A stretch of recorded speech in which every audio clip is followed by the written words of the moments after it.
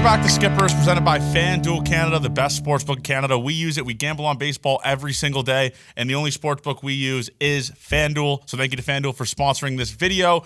Today we'll be talking about MLB players this season that have bounced back compared to last season and have fallen off. I have 3 players for each one. The first player is the legend of even year Jurickson Profar. Last year, Jurickson was DFA'd by the Colorado Rockies, and this year he has the highest jump in weighted runs created plus. He went from 76 to 156, leading baseball in that jump. He also has more home runs already this year than he did all of last year. He needs 9 more hits to eclipse last year's total, and he has the highest OPS plus of his entire career. Jurickson Profar was just named to the NL All-Stars yesterday, and it has been an unbelievable year for a guy that was, like I mentioned, DFA'd by the Colorado Rockies out of all teams last year. The next player is a man that was hitting 400 at one point this year. It is Quan. Last year, he was a league average hitter. Weighted runs created plus at 100 on the dot. Last year, he also had the worst year of his career, hitting 268 with an OPS plus of just 98. This season, he is absolutely mashing. He's leading the league in average with 362. He's flirted with 400 this year, like I mentioned, and he already has 84 hits in just 232 at-bats. But my favorite stat from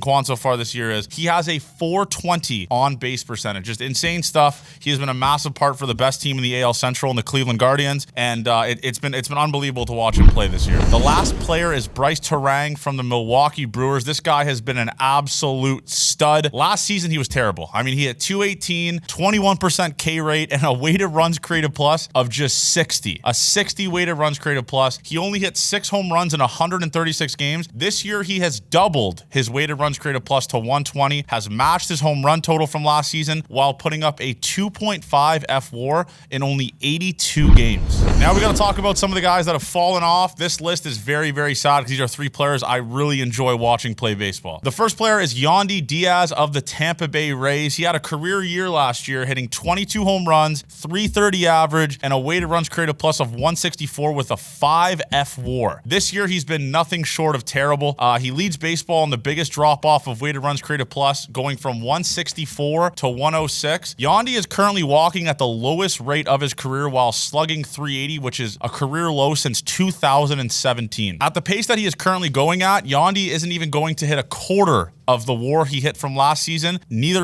with the home runs. This has been just a terrible, terrible start for Diaz. We're about to be at the All-Star break, praying for a very good second half from a guy that is a very exciting hitter to watch. The next player I'm talking about won the Rookie of the Year last year. It is Caroll. This is one that I did not expect at all. 2023, he was a monster, 25 home runs, league-leading 10 triples, and 54 stolen bases. He was easily one of the most exciting players in baseball, and this year he has looked completely lost the plate, losing every single facet of his game. He's not stealing bases, not hitting home runs, and not even really hitting for average. His 55-point drop in weighted runs created plus is the second highest in baseball, and every time I see the number 78 beside weighted runs created plus for Caroll, it still blows my mind. Now, Caroll is a very young player. Obviously, it's his second year. It could be just a sophomore slump, and honestly, I've heard tons of things that he might be injured, playing with something wrong with his shoulder, so I'm expecting him to bounce back here for the rest of his career as well as the second half of the season. The last player is a guy that has been an absolute beast for the Atlanta Braves. It is Matt Olson. He was so good in 2023. He had 283, 54 bombs,